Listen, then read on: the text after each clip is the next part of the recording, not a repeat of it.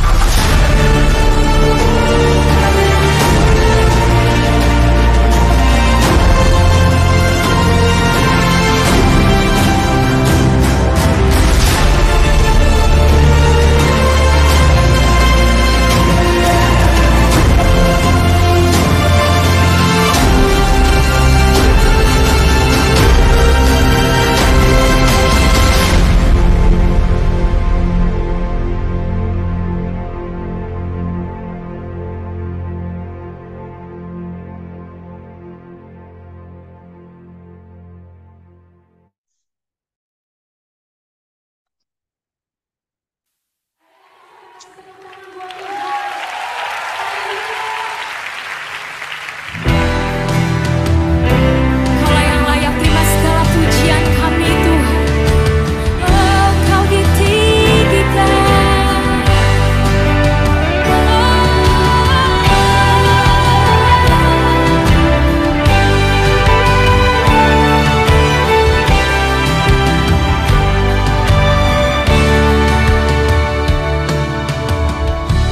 Ujilah aku Tuhan. Cobalah aku Tuhan, selidiki batinku dan hatiku, mataku tertuju padamu. Aku cinta padamu Tuhan, aku rindu hadiratmu Tuhan. Aku ingin selalu dekat padamu, menikmati kehadiranmu. Ku nyanyi Hosana bagi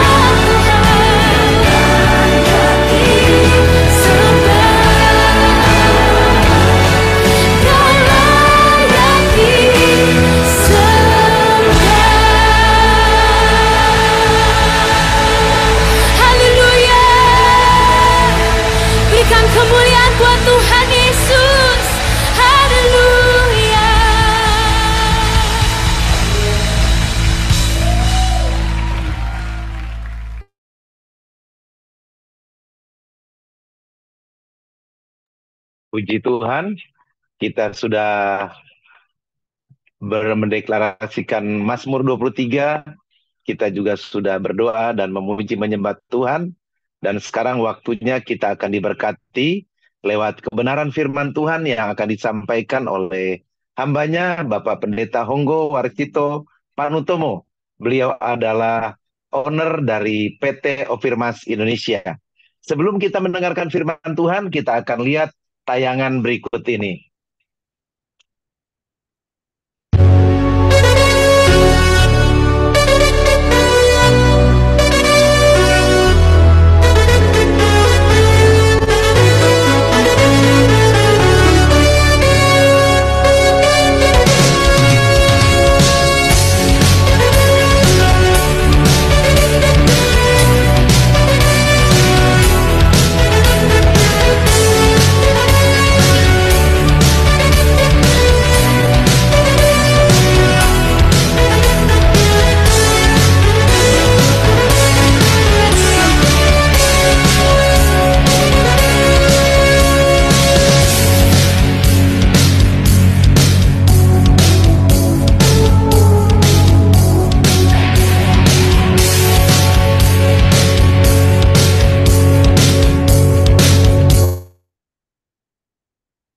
Wah, mantap ya.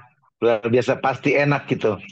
Haleluya, puji Tuhan. Baik, Bapak Ibu Saudaraku yang dikasihi Tuhan, kita akan mendengarkan kebenaran firman Tuhan yang akan disampaikan oleh hambanya Bapak Pendeta Honggo Warsito Panutomo, owner of PT Ofirmasi Indonesia. Waktu selanjutnya saya serahkan kepada hambanya Bapak Pendeta Honggo Warsito Panutomo. Silakan Pak.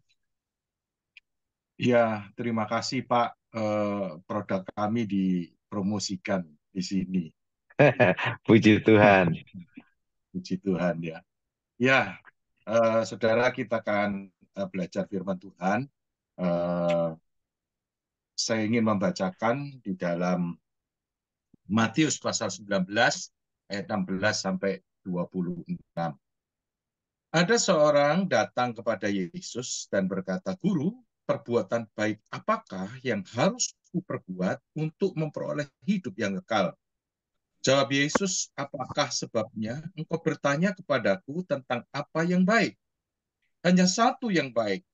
Tetapi jika engkau ingin masuk dalam hidup, turutilah segala perintah Allah." Kata orang itu kepadanya, "Perintah yang mana?" Kata Yesus, "Janganlah membunuh, janganlah berzina, janganlah mencuri, jangan mengucap saksi dusta, hormatilah orang ayahmu dan ibumu, dan kasihilah sesamamu manusia seperti dirimu sendiri." Kata orang muda itu kepadanya, "Semuanya itu telah kuturuti, apalagi yang masih kurang."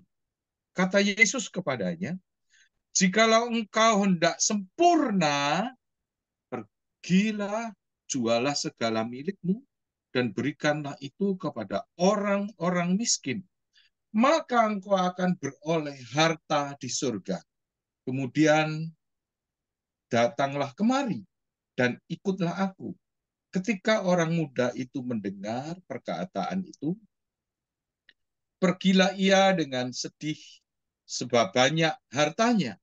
Yesus berkata kepada murid-muridnya, "Aku berkata kepadamu sesungguhnya, sukar sekali bagi orang kaya untuk masuk ke dalam kerajaan surga. Sekali lagi, aku berkata kepadamu, lebih mudah seekor unta masuk melalui lubang jarum daripada seorang kaya masuk ke dalam kerajaan Allah." Ketika murid-muridnya mendengar itu, sangatlah gempar mereka dan berkata, "Jika demikian, siapakah yang dapat diselamatkan?" Yesus memandang mereka dan berkata, "Bagi manusia hal itu tidak mungkin, tetapi bagi Allah segala sesuatu mungkin." Nah, saudara terkasih, Amin. ini ada perjalanan Tuhan Yesus dari tanah Yudea di selatan menuju ke Yeriko. Ada beberapa tokoh yang muncul di dalam perjalanan ini. Salah satunya adalah uh, anak muda, ya, anak muda yang kaya. Nah, di dalam dunia ada prinsip menjadi kaya sebelum umur 30. Jadi bagaimana sukses sebelum umur 30. Sukses artinya free financial, saudara ya, financial freedom. Artinya dia setelah umur 30 bisa nikmati hidupnya, bisa jalan-jalan, bisa makan apa saja, bisa keliling dunia di saat dia umur 30 nanti. Nah, lewat dari umur 30 dia bisa nikmati hidupnya. Nah, itu prinsipnya, saudara ya. Dan rupanya anak muda ini sudah melewati begitu ya, ini disebut anak muda yang kaya. Dan yang luar biasa lagi, anak muda ini hidupnya menjalankan seluruh hukum Taurat. Jadi Tuhan Yesus sudah anjurkan untuk mengikuti hukum Taurat. Dia bilang sepenuhnya aku lakukan semuanya itu.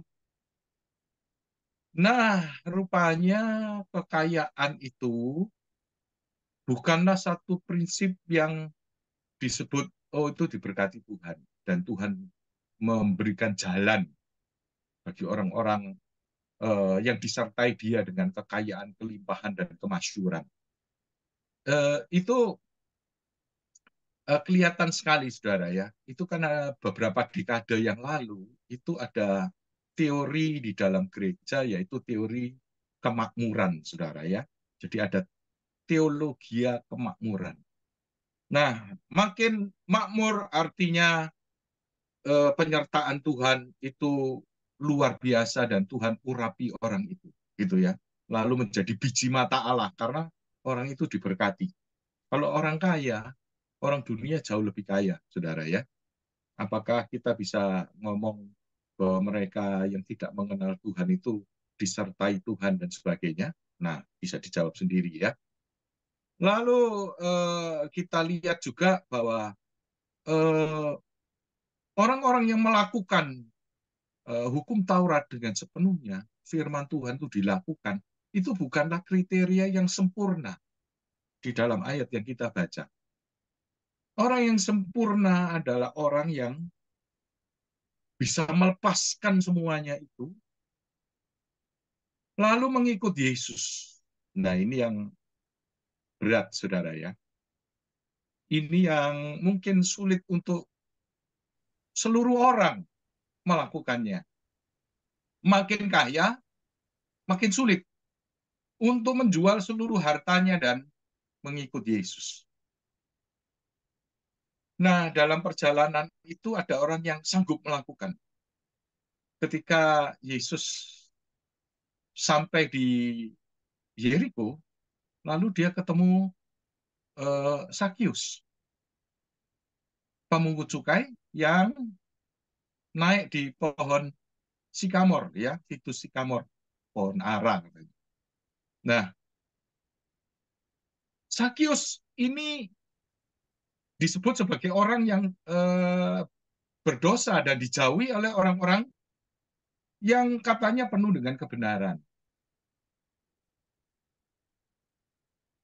Tetapi Tuhan Yesus datang ke rumahnya, makan bersama dengan Sakius, dan Sakius melepaskan hartanya.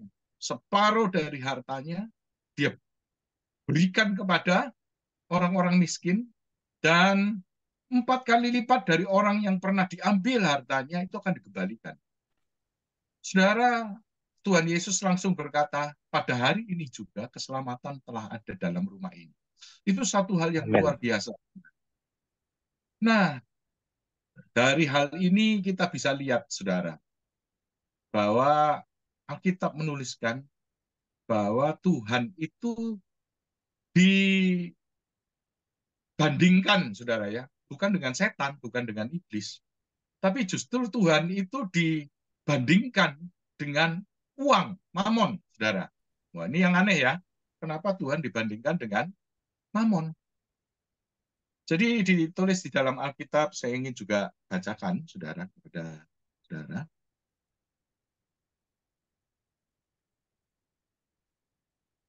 Tidak, dalam Matius pasal 6 ayat 24, tak seorang pun dapat mengabdi kepada dua Tuhan.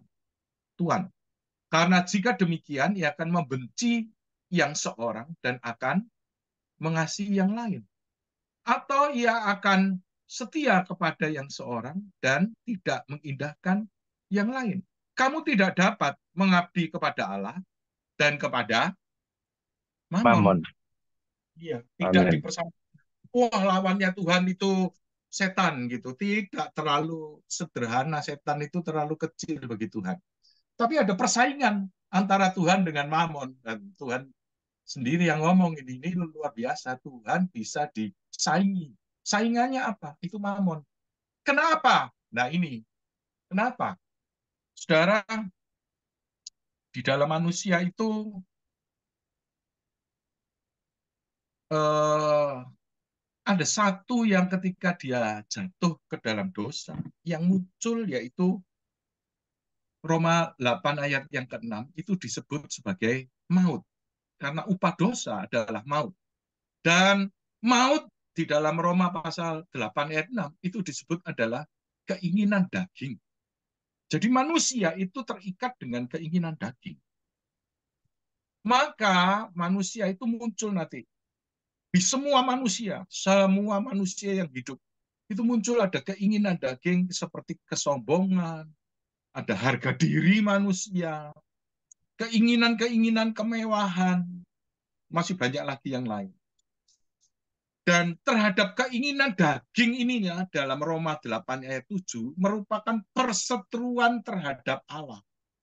Karena memang tidak mungkin baginya untuk mengikuti hukum Allah. Ya berlawanan dengan hukum Allah. Nah, oleh sebab itu ketika manusia itu ingin mewujudkan keinginan dagingnya, lihat tetangga sebelah punya mobil baik gitu ya. Yang parahnya lagi kalau ini jatuh kepada hamba Tuhan, wah ini lebih parah lagi, saudara. Dan saya percaya semua orang termasuk hamba Tuhan itu ada keinginan dagingnya, tidak mungkin lepas manusia dari keinginan daging. Bagaimanakah lepas dari keinginan daging? Satu-satunya cara adalah mati. Baru selesai itu keinginan daging. Nah, parahnya kalau ada hamba Tuhan dalam pelayanannya, lihat rekan hamba Tuhan lainnya naik mobil, sedang dia naik motor. Timbul keinginan daging. Keinginan daging ini tidak mungkin dipenuhi oleh Tuhan. Kalau dia doa-doa dengan keinginan daging, minta ini, minta itu, tidak mungkin dijawab Tuhan. Cara jawabnya gimana? Nggak bisa enggak. Cara jawabnya cuma satu, uang. Kenapa? Karena ada ayatnya, saudara. Segala kemewahan itu dijawab dengan uang. Pengkhotbah 10 ayat 19. Untuk tertawa, orang menghidangkan makanan. Anggur meriangkan hidup, dan uang memungkinkan semuanya itu. Jadi dituliskan memungkinkan. Artinya dalam bahasa Inggrisnya adalah uang yang menjawab semuanya itu. Nah, saudara terkasih, menjawab artinya kalau Tuhan tidak mau menjawab keinginan daging, maka uanglah yang menjawab keinginan daging. Maka manusia akan mengejar, karena manusia ini hidup di dalam daging, mengejar keinginan-keinginan daging, maka dia harus memenuhinya dengan uang. Keinginan akan kaya itulah yang menyebabkan manusia jatuh ke dalam berbagai macam pencobaan. Nah, ini yang parah. Parahnya kalau dilakukan oleh hamba Tuhan untuk memperoleh uang. Nah, ini yang parah. Kenapa? Karena dia pabrik nggak punya, usaha nggak punya. Usahanya ya gerejanya itu. Untuk menghasilkan uang, maka dia akan mengeksploitasi firman untuk bisa menghasilkan uang dari orang lain. Dia akan mengeksploitasi surga supaya orang lain itu terpengaruh. tindakan seperti ini persis sama dengan kubu sebelah, mengeksploitasi mayat, mengeksploitasi kebenaran-kebenaran dari firman mereka untuk membenarkan diri. Nah, kalau ini hamba Tuhan untuk supaya bisa memperoleh tambahan perpuluhan, memperoleh tambahan uang dengan buah sulung dan sebagainya, mayatnya dieksploitasi semua supaya uang masuk dalam kantong. Itu keinginan daging yang tidak akan pernah dijawab Tuhan, yang jawabnya adalah uang. Bagaimana dia bisa pelayanan besar, naik pesawat yang di first class, bukan hanya business class loh. First class. First class itu kalau naik pesawat, itu harganya 12 kali harga ekonomi. Kalau business class 3 kalinya harga ekonomi. Untuk apa? Karena manusia, wah hamba Tuhan, kalau naik ke first class itu hamba Tuhan yang dipakai. Dipakai Tuhan, diberkati Tuhan, disertai Tuhan, biji matanya Allah. Lalu dia duduk di first class. Untuk bisa lakukan itu, Tuhan nggak jawab. Yang jawab, uang. Maka itu dieksploitasi. Orang diceritai firman-firman, yang kebenarannya itu dia sendiri yang buat. Dengan pengertian plesetan. Nah, itu yang bahaya. Nah, kita semua mungkin di sini hamba-hamba Tuhan yang hadir. Ayo kita belajar untuk bisa hidup jujur di hadapan Tuhan. Hidup benar dengan menceritakan firman Tuhan dengan benar. Bagi Tuhan, uang itu nggak masuk bagian. Saudara, memang kita butuh uang, tetapi manusia hidup bukan dari roti saja, tetapi dari setiap Amin. firman yang keluar dari mulut Allah. Amin. Jadi, saudara terkasih, kalau kita hidup dalam kebenaran, maka yang namanya daging itu jangan pernah harap kita bisa dikabulkan oleh Tuhan. Saya ingin bacakan keinginan daging. Salah satunya yang sering kali muncul dalam kita adalah pameran keberhasilan dan kemasyhuran. Ini hamba Tuhan dan orang-orang. Orang-orang kalau kumpul, contoh aja kalau reuni SD, SMP, SMA gitu muncul adalah keinginan kalau kita ini sudah sukses setelah sekian lamanya tidak kumpul, lalu menunjukkan kesuksesannya ketika kumpul itu bagaimana. Ada pride sendiri, kebanggaan sendiri. Wah, itu bahaya loh ya. Ada kemewahan, lalu tadi makan, minum, kenikmatan. Kita hamba Tuhan di desa mungkin begitu ya. Lalu makannya nggak kenal makanan yang mahal-mahal. Lalu lihat diundang temennya yang di kota, diajak makan di kota. Lihat kehidupan hamba Tuhan di kota yang mengeksploitasi firman. Lalu dia jadi iri, pulang ke desa, mengeksploitasi jemaatnya. Aduh, itu bahaya itu ya, menyesatkan orang.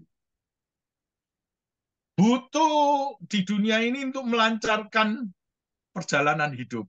Siapa yang bisa melancarkan semuanya? Uang. Dan dia nggak lihat Tuhan bisa membuat jalan di padang gurun. Saudara, jadi hal-hal yang seperti inilah yang eh, perlu kita untuk memilah. Kalau di antara kita, ini saya kasih pertanyaan untuk saudara dan saudara boleh langsung menjawab.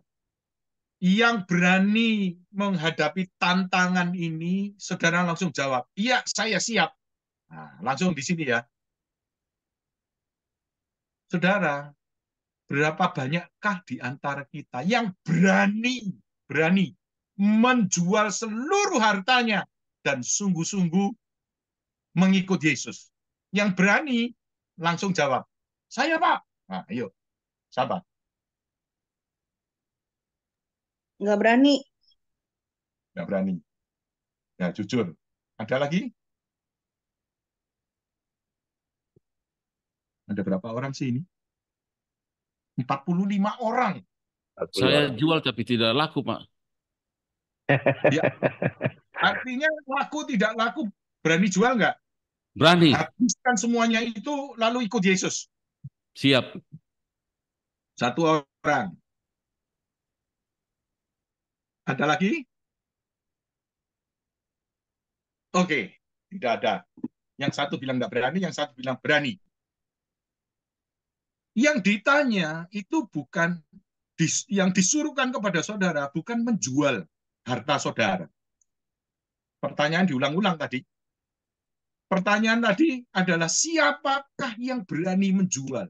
Bukan disuruh jual, cuman berani aja loh. Berani saja tidak ada, apalagi disuruh jual beneran.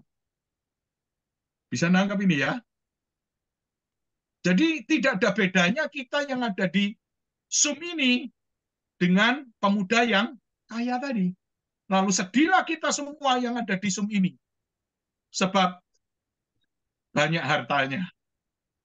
Saudara, lebih mudah onta masuk ke lubang jarum daripada kita masuk dalam kerajaan surga. Jadi yang dilihat Tuhan itu bukan kita melakukan firman yang utama loh, yang sempurna loh. Yang dilihat Tuhan itu bukan kita melakukan firman Tuhan, hukum Taurat itu dengan sempurna, tetapi yang karena tidak mungkin kita bisa melakukan hukum Taurat dengan sempurna. Yang dilihat Tuhan, hati kita ini ngikuti Tuhan nggak dengan sungguh-sungguh.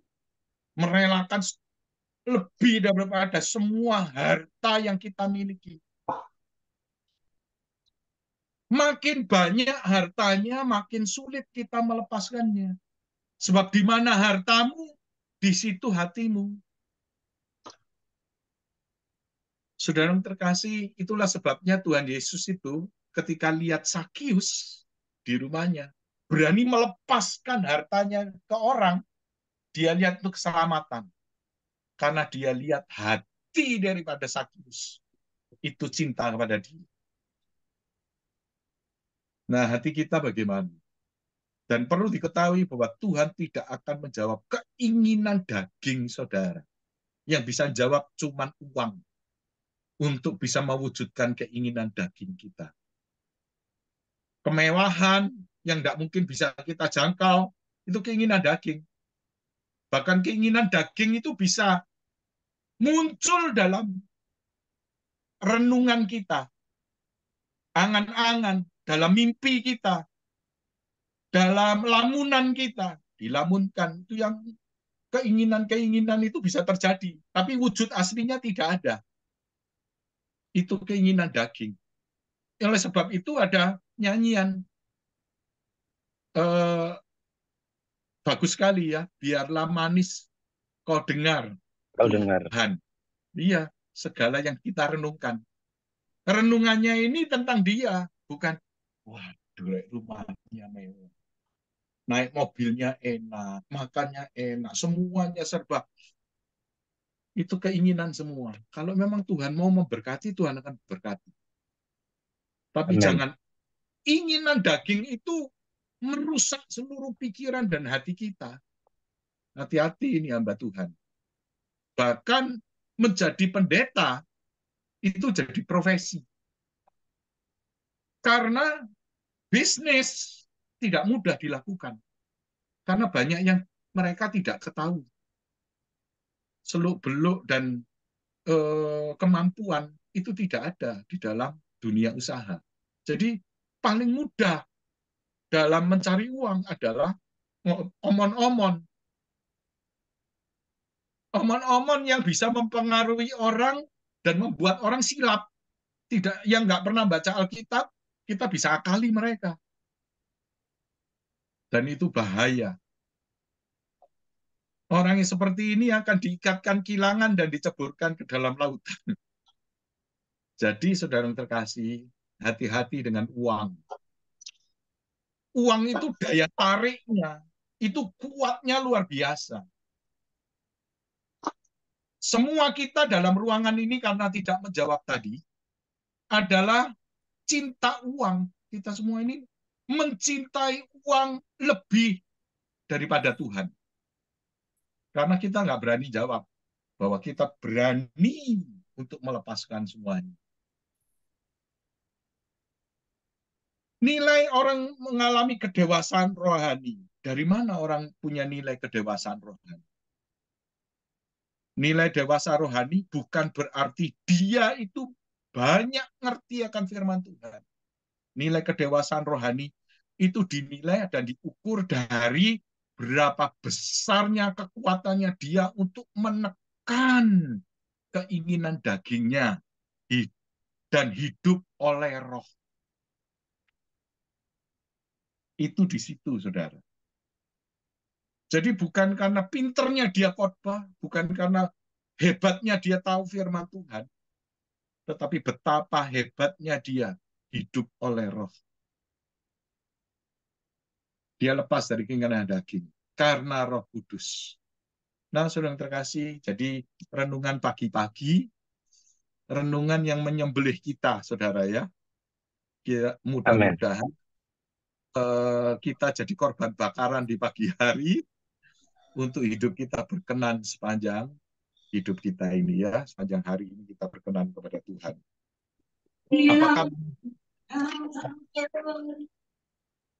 Apakah manusia bisa lepas dari keinginan daging? Ya, kalau sudah mati. Saudara ya. Jadi bagaimana sehari-hari kita bisa hidup bersama dengan firman, lepas dari keinginan daging? Satu-satunya hidup oleh roh. Artinya membiarkan Roh Kuduslah yang melepaskan kita dari kekuatan maut itu. Dan Tuhan berkata, musuh yang paling akhir yang dibinasakan, diabolisi, adalah maut. Bukan setan.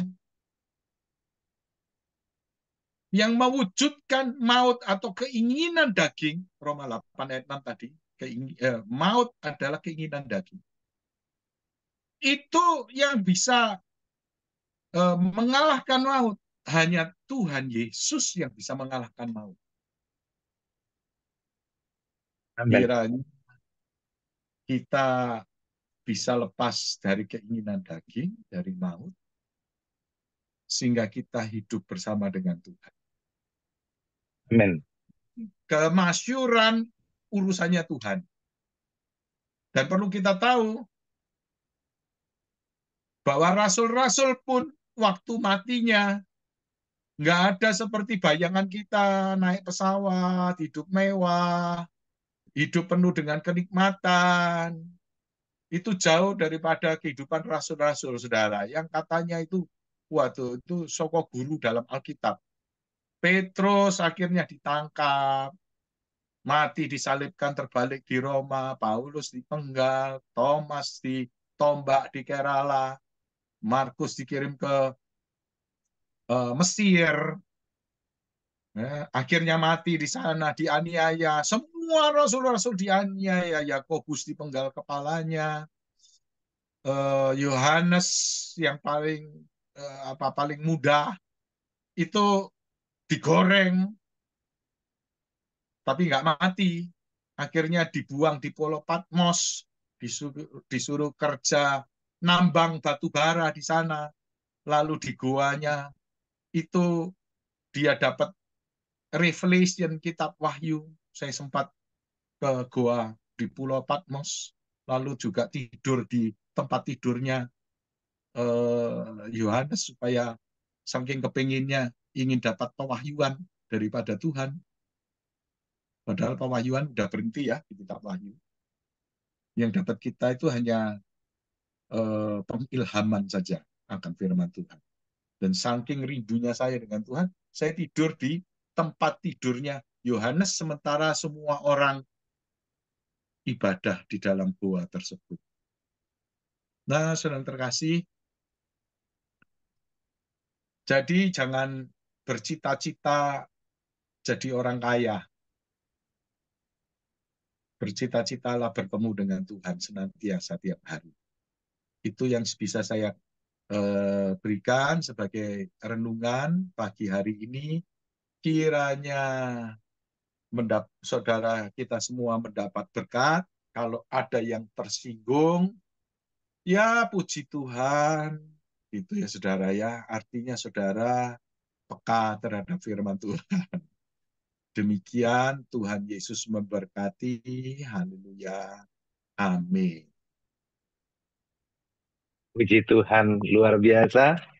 Firman Tuhan pagi hari ini menampar kita semuanya ya. Iya, karena memang tadi dari pertanyaan tadi, ya memang ada yang berani, ya kalau hanya disuruh mau, berani enggak? Ya, ya pasti orang akan berpikir dan berpikir. Iya, memang luar biasa ini Mamon ini mengikat kita. Karena di 1 Timotius 6 ayat 10 jelas katakan, karena akar segala kejahatan ialah cinta uang. Iya, puji Tuhan kita sudah diberkati lewat kebenaran firman Tuhan yang luar biasa. Waktu selanjutnya silakan yang ingin bertanya, bukan berdiskusi ya. Silakan yang ingin bertanya, boleh bertanya kepada hambanya, Bapak Pendeta Honggo Warisito Panutomo. Silakan Bapak Ibu.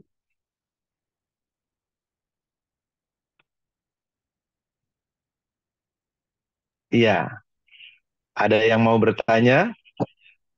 Shalom, Ya Pak. silakan Pak Ardi. Shalom, Iya. shalom, Pak. Oh iya. Iya Pak Shalom, Alpan, shalom. silakan Pak Alpan. Eh, Terima kasih untuk Pak Pendeta yang sudah. Wah, kecil suaranya, Pak.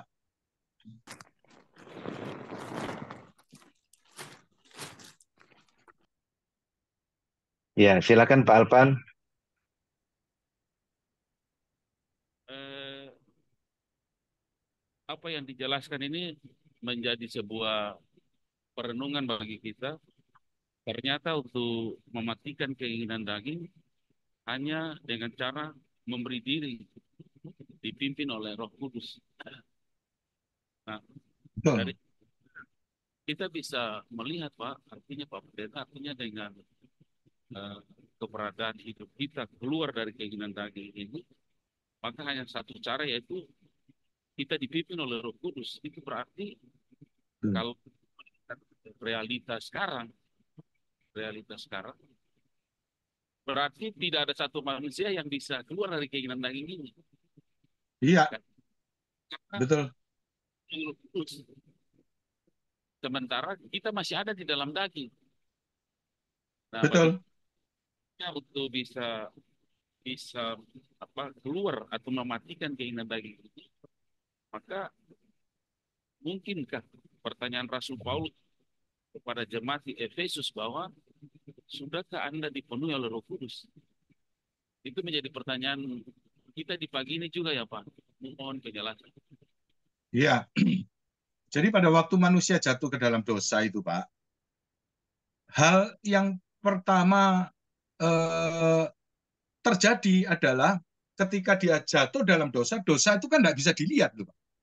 Nggak ada yang bisa melihat dosa pada waktu kita melakukan dosa, nggak ada orang yang tahu. Tapi akibat dosa atau buah daripada dosa itu kelihatan. Kelihatan dari mana? Kan ada orang yang malah nyebut ada dosa warisan. Itu yang mana? Nah, enggak ada orang yang tahu, tapi buahnya itu kelihatan. Buahnya itu apa? Yaitu maut. Jadi upah dosa, upah itu artinya buah daripada dosa adalah maut. Maut di dalam Roma 8 ayat 6 itu adalah keinginan daging. Jadi ketahuan manusia ini ada dosanya itu dari mana? Dari setiap manusia punya keinginan daging. Oleh sebab itu Tuhan itu ketika manusia jatuh dalam dosa, Tuhan ngomong pada waktu kamu makan buah pengetahuan yang baik dan yang jahat, pastilah kamu mati. Pasti mati. Bukan artinya Tuhan itu menghukum manusia. Itu bukan hukuman loh, kematian itu. Mati dengan maut itu berbeda. Kenapa kok Tuhan buat itu mati? Karena endingnya nggak ada manusia yang bisa menang terhadap keinginan daging. Nggak ada. Lalu jalan keluarnya bagaimana? Langsung dikasih sama Tuhan. Kalau kamu makan, aku kasih jalan keluar. Namanya kematian. Jadi kematian, orang mati, itu jalan keluar terhadap maut. Hanya saja pada proses kehidupannya, Tuhan sudah kasih jalan keluar kematian, tapi di dalam kehidupannya itu ada jaminan keselamatan, yaitu lewat Tuhan Yesus, dan meterainya adalah Roh Kudus. Dimeterai oleh Roh Kudus supaya ketika kita hidup, itu Roh Kuduslah yang membebaskan kita dari banyak hal. Tapi tidak seluruhnya bisa lepas dari keinginan daging. Tidak ada. Kita lihat hamba Tuhan besar manapun di muka bumi ini, keinginan dagingnya juga besar-besar, saudara. Saudara juga sering dengar itu ke hamba-hamba Tuhan jatuh dalam dosa. Saudara juga dengar betapa hamba-hamba Tuhan di Amerika juga naik pesawatnya itu private jet, saudara ya. Gila-gilaan, saudara. Kita aja naik mobil biasa, saudara ya. Mereka naik private jet, hamba Tuhan. Mereka mengeksploitasi orang. Dan saya sangat tidak setuju dengan hamba Tuhan yang penuh dengan kemakmuran ini, saudara ya. Sebab bukan uangnya dia itu. Nah, jadi seperti orang yang bisa lepas dari keinginan rokok. Nah, itu Roh Kudus melepaskan dia dari keinginannya ini. Ada orang yang sakit hati, oh enggak bisa apa namanya lepas dia.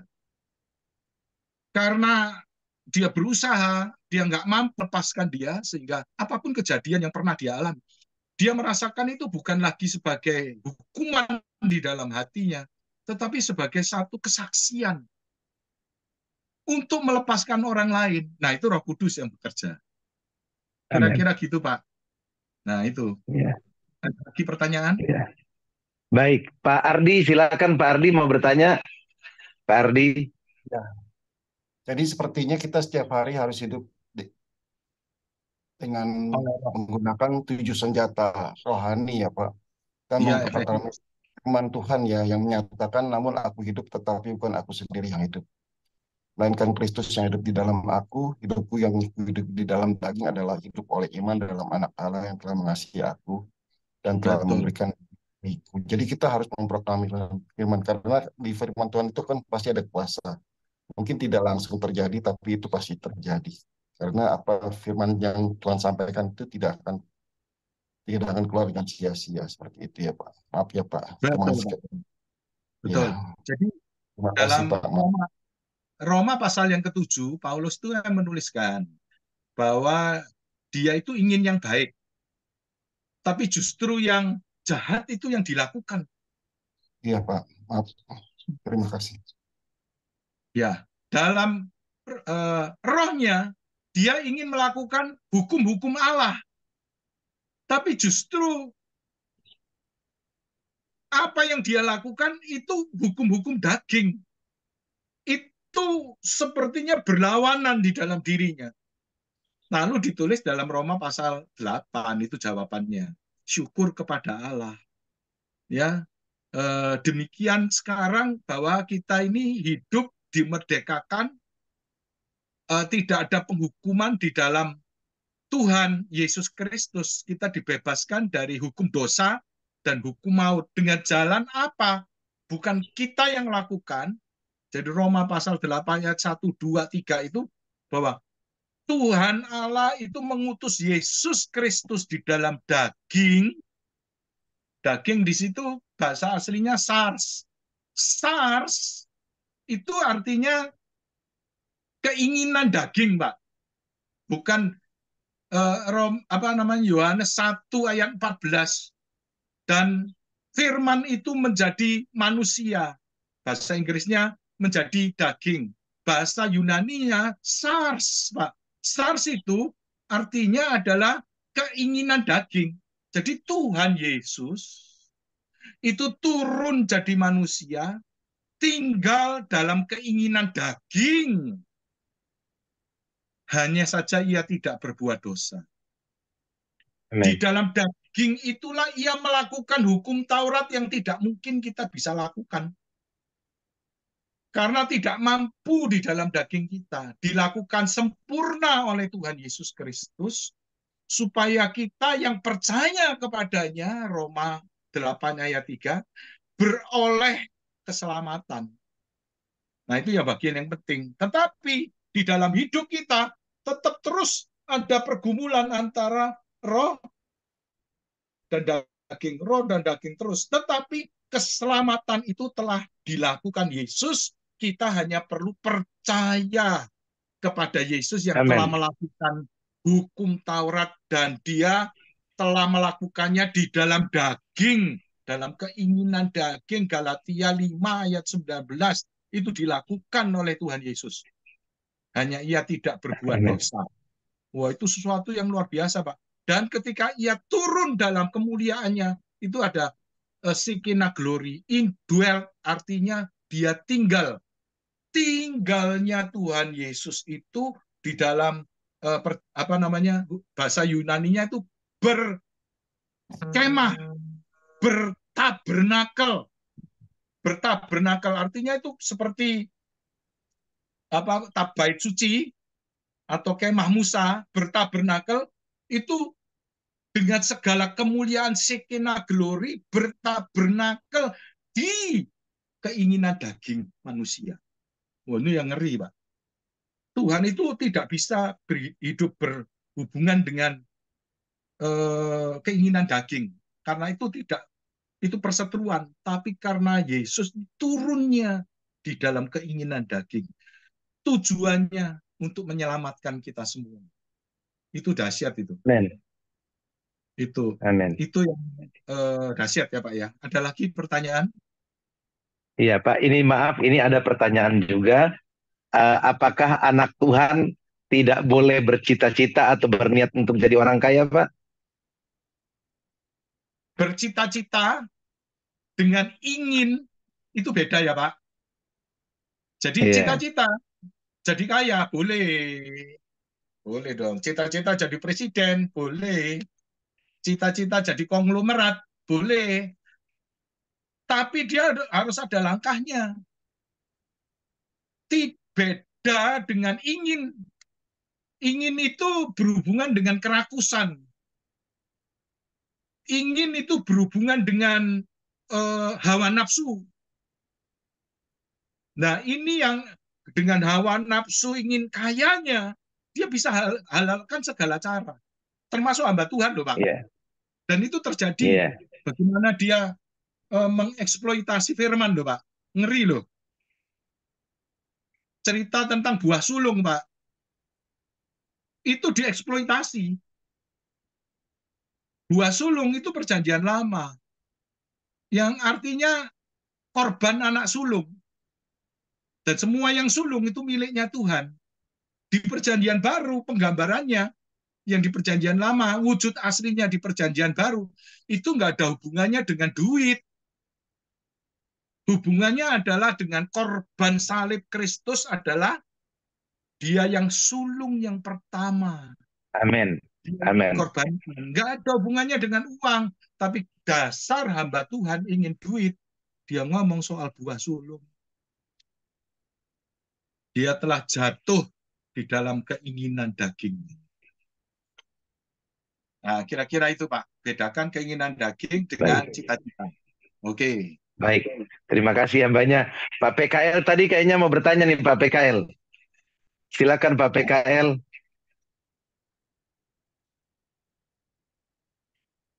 Ya, silakan Terima Pak. kasih. Ya, sebenarnya saya sungguh terberkati karena memang sekarang ini orang lebih senang teologi kemakmuran, hyperblessed daripada teologi salib yang Tuhan Yesus ajarkan sama kita. Lukas 9 ayat 23 ya. Ya, artinya nubuat akhir zaman dari Yesus tentang pelayan-pelayannya yang tidak dikenalnya. Pelayannya sih merasa mengenalnya. Itu Matius 7 ayat 21-23. Ya, seperti yang sudah Bapak Onggo Warsito tadi sentuh. Nah, yang jadi masalah di era ini bagaimana kita tetap fokus, ya, tidak ada sesuatu yang menghasilkan dengan baik kalau diusahakan tanpa diusahakan dengan baik. Nggak ada orang lenggang-lenggang kangkung masuk surga. Ya, nggak ada lenggang-lenggang kangkung itu masuk surga seperti lagu saya waktu kecil dulu kan. Lenggang-lenggang kangkung katanya begitu. Nggak ada itu. Yang ada pikul salib. Sebab murid Yesus yang 12 jadi 70, hampir 100% mati jadi martir. Saudaraku yang kekasih. Hampir 100%. Bagaimana mungkin kita mau belajar dari dia tanpa belajarlah padaku, kata Tuhan Yesus ya. Matius 11 ayat 29, termasuk disalibkan. Termasuk disalibkan kedagingan kita. Kita dijanjikan Tuhan Yesus Roh Kudus, Roh Penolong. Dia yang akan memampukan kita. Dia yang akan membenarkan kita. Dia yang sebenarnya melakukan dalam hidup kita. Sering saya bilang sebagai penginjil kaki lima, ketika ada orang bertobat, bukan gua yang membuat dia bertobat. Saya ini hanya ani-ani. Ani-ani di tangan Tuhan untuk menuai. Saya bukan penuainya. Saya bukan penuai. Terima kasih Pak Onggo atas pencerahannya. Tuhan Yesus memberkati. Salam. Ya, terima kasih Pak PKL. Ya, saya tanya ya buat Bapak pembicara Pak Onggo. Menurut Bapak, bolehkah paham teologi kemakmuran itu? Ya, Silakan. jadi orang jadi kaya boleh Pak. Tapi cara-caranya seperti orang bilang, kamu bayar perpuluhan, maka Tuhan buka tingkap-tingkap langit. Nah, Tuhan akan berkati kamu 100 kali ganda, 60 kali ganda, 30 kali ganda. Kalau apa yang kamu tabur, kamu akan tuai. Itu kan ayat-ayatnya Pak, yang sering digaungkan. Terus pokoknya kalau kamu mau diberkati jadi kaya, kamu harus nabur. Makin banyak nabur, makin banyak menuai. Pak, itu kalau pendapat-pendapat seperti itu digaungkan, itu di Gunung Kawi juga begitu, Pak. Sama. Jadi makin banyak kamu nanti ngasih ke Mbah Junggo di Gunung Kawi, maka kamu akan diberkati. Nah, itu yang bahaya. Karena Tuhan itu tidak melihat uang. Tidak melihat uang. Jadi selama ini teori kemakmuran itu karena orang yang membuatkan teorinya itu, termasuk Pak Yonggi Cho dan saudara-saudara kita yang ada di Indonesia, itu melihat bagaimana supaya gerejanya bisa diberkati dan banyak uangnya. Maka dia gunakan contohnya buah sulung tadi. Memang di Perjanjian Lama orang memberi dari penghasilannya supaya bisa katanya bersukaria bersama di hadapan Tuhan. Lalu ini dibawa ke Perjanjian Baru. Dia tidak lihat garisnya bahwa di Perjanjian Baru itu gambaran buah sulung itu tentang kebangkitan Yesus Kristus. Dia yang sulung di antara semua yang bangkit nantinya. Jadi nggak ada hubungannya dengan uang. Jadi ada plesetan semua. Tentang perpuluhan itu diplesetkan semua. Nah, orang yang dengar tidak lihat ayat Alkitab dengan benar, itu jadi plesetan tuh. Oh iya, benar juga ya. Barang siapa nabur akan nuai, benar. Nipu. Nabur banyak, nuai banyak, oh, benar. Akhirnya dibenarkan gitu. Nah, terima kasih. Jadi Injil kemakmuran itu, paham kemakmuran itu asal dengan cara yang tidak nipu, itu adalah sah menurut berita Injil Yohanes 15 ayat yang ke-7. Jikalau kamu tinggal di dalam aku dan firmanku tinggal di dalam kamu, mintalah apa saja yang kamu kehendaki dan kamu akan menerimanya. Jadi 1 Tawarekh 4, 9, 10 itu adalah sah. Tidak boleh diganggu gugat oleh orang yang tidak banyak firman iman begitu. Ya, sebab saya sangat kritis sekali kepada pemberita firman Tuhan yang tanpa diperlengkapi firman iman. Omongannya aneh-aneh kata orang Jawa, ya neko-neko begitu. Jadi apapun yang kita minta, asal bukan untuk kemegahan, untuk dipamerkan dan sebagainya, demi ketulusan kita kepada Tuhan, Tuhan tahulah. Itulah sebabnya kalau doa nggak boleh bertele-tele, Matius 6 ayat 7, ya kan? Sampai 8 tuh nggak boleh bertele-tele, sebab Tuhan tahu bahwa apa yang kita minta sebelum, apa yang kita inginkan sebelum kita meminta kepadanya. Begitu. Terima kasih buat renungannya firman Tuhan. Saya mengimbau setiap kita jangan menolak ayat-ayat hafalan firman Tuhan. Itu adalah perintah Tuhan, begitu. Dan jika ada orang yang bertanya, mana perintah untuk menghafal firman Tuhan, itu adalah kebodohannya. Maaf. Ya, baik. Terima kasih. Pak Junatan Santoso, silakan Pak. Ya, terima kasih pagi Pak. Iya, Saya mau pagi. ini Pak, bagaimana kita mendudukan, menyeimbangkan antara uang mamon dengan Tuhan. Karena gini Pak, ini terus terang dalam pelayanan ini dua hal yang berbeda. Tadi kan Tuhan, kamu pilih saya atau pilih uang. Nah ini dalam praktek kehidupan sehari-hari ini yang kita sering alami. Hamba Tuhan pun kepengen kaya.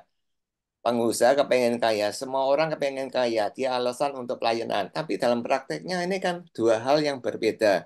Bagaimana sikap kita untuk melihat dua ini. Karena banyak terus terang orang yang mulanya hidup dengan roh, diakhiri dengan daging. Sebagian besar hamba Tuhan begitu.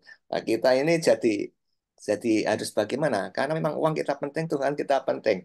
Coba minta tolong nasihat Bapak. Terima kasih Pak Ongko. Ya itu kan kita bisa lihat Pak, semua orang nanti memang untuk membayar itu membutuhkan uang. Cuman yang dilihat adalah keinginannya. Itulah sebabnya Tuhan Yesus kan menantang pemuda kaya itu Pak, ditantang untuk menyerahkan. Kalau andai kata pemuda kaya itu menyerahkan kekayaannya, emangnya Tuhan mau sita semua kekayaannya? Enggak juga loh Pak. Cuman mau enggak? Makanya kita semua tadi ditanya. Yang ditanya bukan, ayo serahkan. Bukan. Siapa yang berani? Berani itu ada artinya keinginannya ada enggak? Untuk menyerahkan uangnya.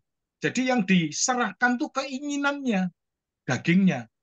Jadi soal dia bekerja, lalu mendapatkan keuntungan, dan sayangnya juga banyak hamba Tuhan yang nggak kerja, itu yang sayang Pak ya. Mestinya hamba Tuhan itu kerja gitu ya. Nah, yang jadi patokan adalah di dalamnya itu ada hawa nafsu nggak? Ada SARS-nya nggak? SARS itu ya keinginan dagingnya nggak di dalamnya. Kalau itu nggak ada, memang tulus, aku butuh uang, maka aku bekerja untuk pelayanannya ini, ya itu tidak ada masalah. Dan perlu diketahui bahwa Tuhan tidak akan pernah menjawab doa orang dari keinginan dagingnya, karena itu perseteruan terhadap Allah. Nggak ada doa yang dijawab model begitu. Yang cuman bisa menjawab doa seperti itu adalah uang. Oke, itu Pak. Ya, baik. Terima kasih. Pak Hari Bungo, silakan Pak. Mau bertanya? Ya.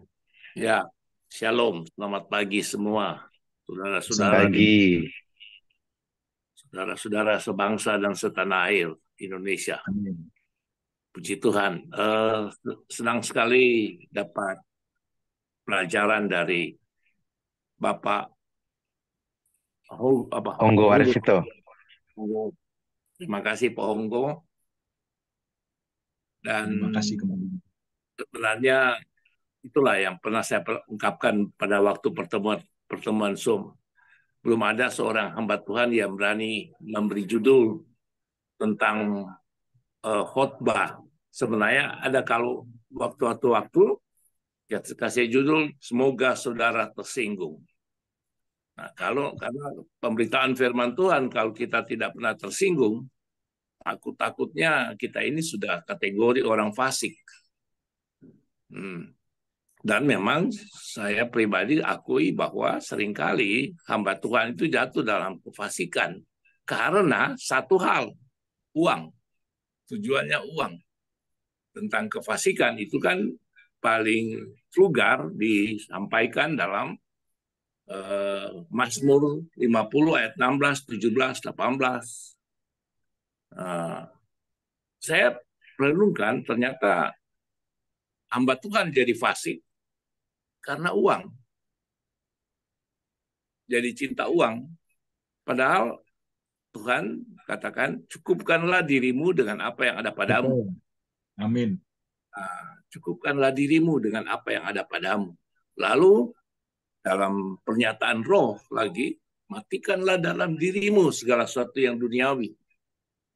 Jadi kita sebenarnya hamba Tuhan, seperti yang sudah dijelaskan oleh Pak Ongko tadi secara pointers, kita sebenarnya hamba Tuhan. Dan hamba Tuhan bukan hanya pendeta ya. Pengajaran juga yang keliru di gereja-gereja secara organisatoris dikotomi. Hamba Tuhan, jemaat Tuhan. Padahal itu jemaat Tuhan adalah hamba Tuhan. Hamba Tuhan adalah anak Tuhan. Murid Tuhan, imamat yang rajani. Tapi di gereja itu secara organisatoris dikotomi. Makanya saya lebih sering berkatakan di depan mahasiswa, jangan menjadikan gereja itu sebagai bidat. Artinya jangan menjadikan organisasi gereja itu sebagai bidat. Bidat kan itu cuma pilih-pilih ayat. Pilih-pilih ayat untuk tujuannya memakmurkan organisasi. Betul. Jadi sekarang kita sebagai anak-anak Tuhan, hamba-hamba Tuhan, perhatikan pelajaran yang sudah disampaikan oleh Tuhan lewat Pak Honggo. Ini jadi Pak kita jadi apa namanya? Jadi peringatan kepada kita. Jadi berupayalah kita menyadari bahwa dunia ini sedang lenyap oleh keinginannya. Keinginan dunia adalah keangkuhan hidup, keinginan mata, keinginan daging. Matikan. Jadi sebenarnya kita anak-anak Tuhan harus jadi berani jadi pembunuh. Pembunuh bukan pembunuh sesama manusia, tetapi membunuh keinginan daging, keangkuhan hidup, dan keinginan mata. Dan pembunuhan terhadap keinginan daging, keangkuhan hidup, dan keinginan mata itu proses selagi kita masih hidup berkemah dalam tubuh ini. Itulah perjuangan Ya, kita. Pertanyaannya Pak Hari. Pertanyaannya, bolehkah kita saling mendoakan setiap saat supaya kita tetap hidup oleh keinginan roh? Bagaimana upaya kita mendoakan? Karena mendoakan kadang-kadang cuma pada waktu pertemuan. Setelah di luar pertemuan, lupa. Itulah kita Oke, itu Immanuel. Amin. Terima kasih Pak Hari. Bagaimana Pak tanggapannya Pak Honggo? Jawabannya tentu saja boleh Pak kalau saling mendoakan. Iya. Puji Tuhan. Baik, puji Tuhan. Ibu Lydia silakan Bu, mau bertanya. Kalau saya tanyanya nggak dalam bentuk rohani ya, saya bentuk dalam realitas kehidupan aja sehari-hari ya. Setiap orang tua itu kan pasti punya keinginan atau mendidik anaknya untuk sukses. Dari sekolah dia sukses berhasil dan dia menjadi, kalau namanya konteks berhasil kita dalam hidup ini kan menjadi kaya gitu Pak. Nah, kita pun sebagai orang tua kepengen kan berhasil, mempunyai cukup banyak bekal untuk diwariskan kepada anak dan cucu anak gitu ya. Kita nggak mau dong anak kita nggak punya rumah, anak kita susah. Kita mau tinggalin warisan berupa rumah, tanah. Itu sih saya rasa dalam kehidupan sehari-hari wajar ya. Pak Honggo pun sebagai pengusaha kan pasti cari duit juga kan. Nggak mustahil, nggak boleh memungkiri itu. Apa Pak Honggo Betul. sendiri nggak ada keinginan untuk mewariskan untuk anak gitu gimana? Nah, menurut saya atau yang saya mau tanyakan adalah salah nggak kalau keinginan seperti itu, Pak? Itu. Terima kasih, itu pertanyaan saya, Pak. Ya, ini jawabannya itu besok itu kan saudara kan mendengarkan Pak Pak siapa besok itu? Pengusaha Tahir. Pak Tahir. Pak Tahir. Iya. Pak Tahir. Nah, dia tuh kaya raya, ya toh? Tapi dia humble dan tidak menunjukkan kekayaannya. Ya ada, nggak perlu juga dia menunjukkan kekayaannya karena orang juga sudah tahu kalau dia kaya. Supaya saudara tahu ya, supaya saudara tahu. Dia ini kalau beli jas itu ke Amerika, ke khusus gitu ya, khusus. Setahun itu dia bisa pesan 5. Bisa pesan 5 jas dan mahal itu ya. Kalau dia datang, itu butik yang dia pesan, yang mahal itu akan spesialis, dia turun lalu nemuin Pak Tahir ini. Lalu ngobrol pada waktu beli waktu dilayani sama ownernya itu, tiba-tiba ada tamu datang. Tamu datang lalu kemudian dikasih tahu kalau ada tamu datang ini, dia Pak Tahirnya ditinggal. Sorry, sebentar, ada tamu datang. Lalu ketika orang ini balik lagi, ownernya ini balik lagi ke Pak Tahir, tanya, gue ini beli 5 biji nih, kok lu tinggalkan gua, gitu ya. Lalu ownernya ini ngomong begini, owner penjahitnya ini, Bapak tahu nggak, Bapak di sini beli 5 biji. Setahun Bapak datang ke sini beli 5 biji. Orang yang datang ini setahun belinya 300 biji. Tahu nggak siapa itu? Benny Hinn. Saudara, Pak Tahir ini orang konglomerat kaya raya yang cari duit dari bagaimana dia pintar mengolah. Itu nggak salah. Dan dia nggak ada keinginan. Beli 300 artinya setiap hari dia ganti jas.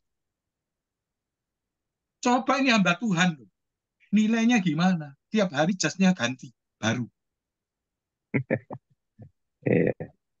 Bisa bedakan ini Bu ya, bisa bedakan. Antara keinginan daging tampil luar biasa dengan orang yang sederhana, tapi kaya raya. Itu artinya. Kita boleh kaya raya, tapi ya biasa aja. Ya kan? Kalau bisa kita memberi donasi kepada banyak orang yang miskin yang nggak bisa makan tiap. Jangankan hidup kekurangan, bukan hidup kekurangan lagi, makan aja mungkin 3 hari sekali loh. Itu ada itu di Indonesia. Itulah sebabnya perlu yang namanya pelayanan diakonia, kasih makan. Orang-orang kelaparan yang seperti inilah yang bisa buat bom-bom itu terjadi loh. Betul. Kerusuhan. Orang kalau udah lapar, itu apa aja udah mata gelap itu udah. Dan yang bisa untuk melakukan pertolongan itu orang-orang yang mengerti diakonia. Amin. Kira-kira begitu ya. Iya. Baik, silakan Pak Anton Adi Putra. Iya. Terima kasih Bapak. Ya, sudah terima banyak kasih. sekali saya dapat firman pagi hari ini, apalagi dari Pak Honggo Warsito. Saya sangat diberkati. Satu pertanyaan saya kan saya sering dengar, 1 biji apel ditanam, nanti itu bisa berbuah banyak.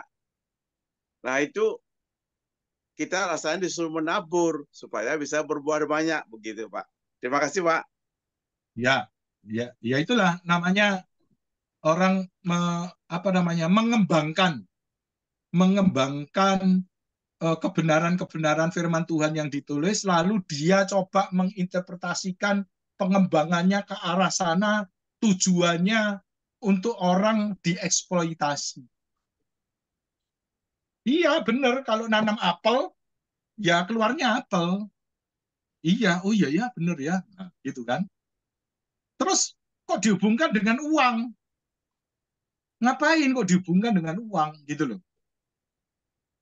Nggak penting, Tuhan itu nggak penting dengan uang. Kalau kita butuh, Tuhan kasih. Tuhan sediakan. Itu loh. Nanti ada kata-kata Jehovah Jireh, Allah menyediakan. Konotasi ting di sini duit. Iya toh? Konotasi di sini kan duit toh, langsung toh. Loh, kok duit? Aneh kan? Kenapa duit? You aneh. Loh, kenapa? Karena ceritanya itu bukan soal cerita uang Jehovah Jireh itu. Itu cerita tentang keselamatan dari Tuhan Yesus loh. Korban anak domba loh itu. Loh, kok di sininya duit? Iya toh? Nah, Yohanes 10 ayat 10. Itu plesetan juga itu nanti. Iblis datang untuk mencuri, membunuh, dan membinasakan. Tetapi aku datang memberi hidup. Hidup dalam segala kelimpahan. Twing! Apa keluarnya? Hidup dalam segala kelimpahan. Duit. Kenapa? Lu ayat yang sebenarnya itu memberi hidup. Hidup di situ bahasa aslinya soe. Soe itu artinya kehidupan dari Allah. Kehidupannya Allah akan diberikan kepada kita, diberikan soe itu berlimpah-limpah. Maksudnya itu begitu. Tapi di sini, twing, duit. Itu teologi kemakmuran. Kayaknya Pak Honggo udah nggak bisa ditipu-tipu lagi nih. Plesetan sama plesetan segala macam. Sudah banyak ketipu-tipu. Jadi kalau kita ngomong, ini nih, twing, duit bahaya.